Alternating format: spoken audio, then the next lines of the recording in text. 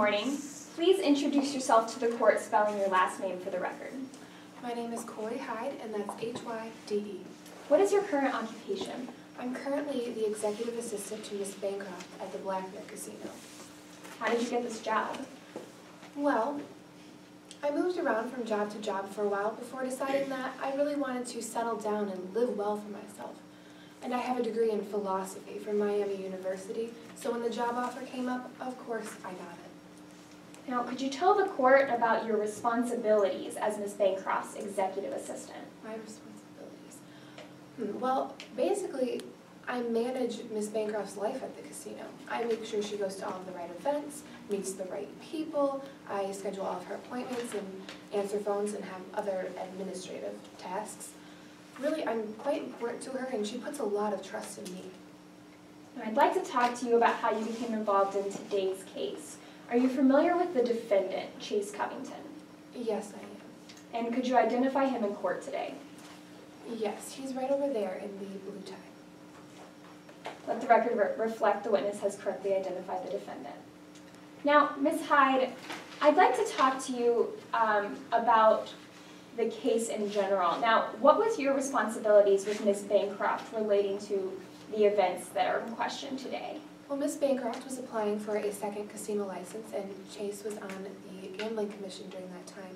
I helped with all of the professional aspects of that, applying for the license and scheduling appointments between Mr. Covington and Ms. Bancroft. I was also very involved with Mickey Keenan's line of work. Who's Mickey Keenan? Mickey Keenan introduced himself to me as an auditor for the Gambling Commission, but I quickly learned that wasn't his real job. Well, what was his real job? He was an undercover cop, and he needed my help with an operation he was working. Could you tell the court what the plan was for this operation he spoke of? Keenan suspected Mr. Covington of accepting a bribe from my boss, Ms. Bancroft, and wanted to catch Covington in the act. My role was essentially to continue doing my job, but make sure Keenan was included in all future meetings.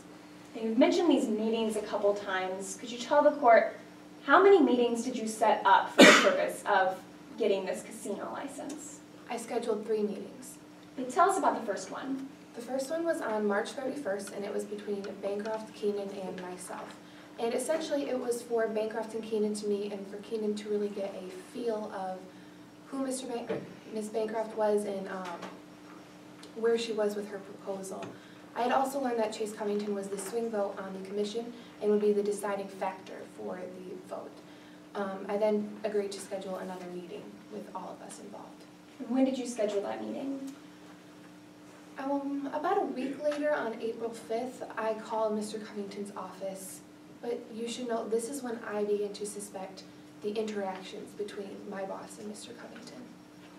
And why do you say that you were suspecting their interactions?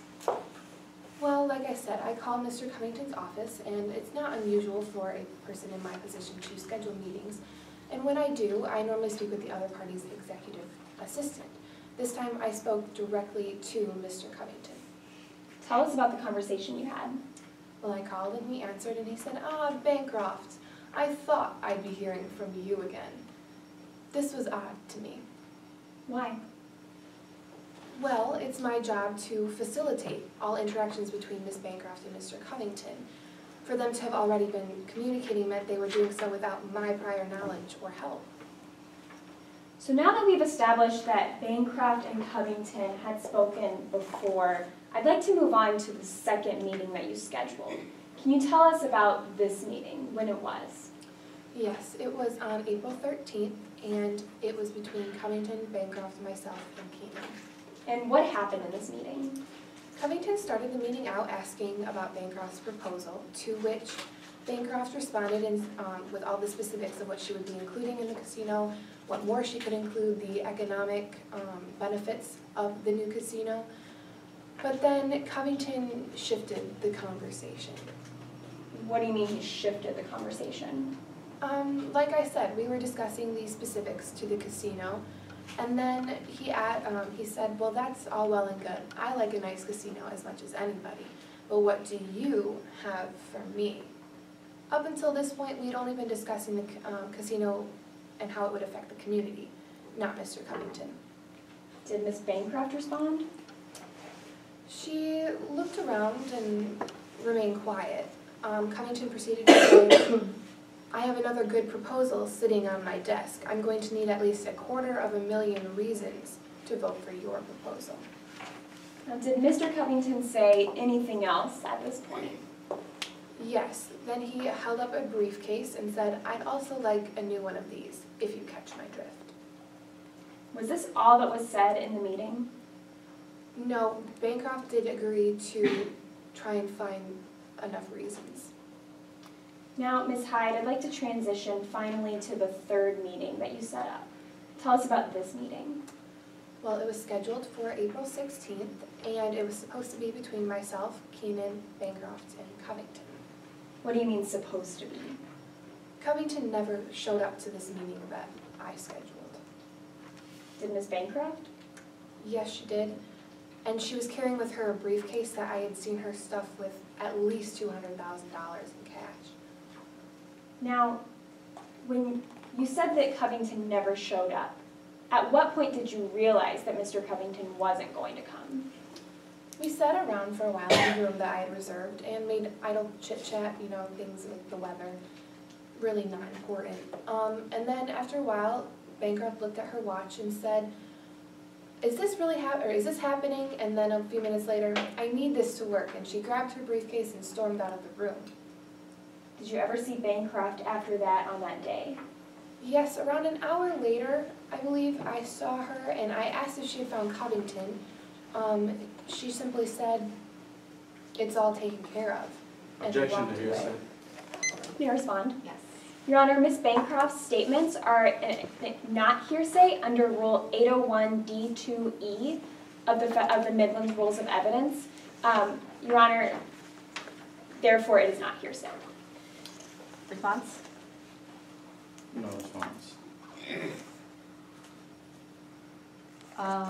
Overruled. Sorry, Ms. Hyde, could you repeat what Ms. Bancroft said? It's all taken care of. And then again, she walked away. Now, Ms. Hyde, do you know when the Gambling Commission was planning to vote for who would receive that casino license?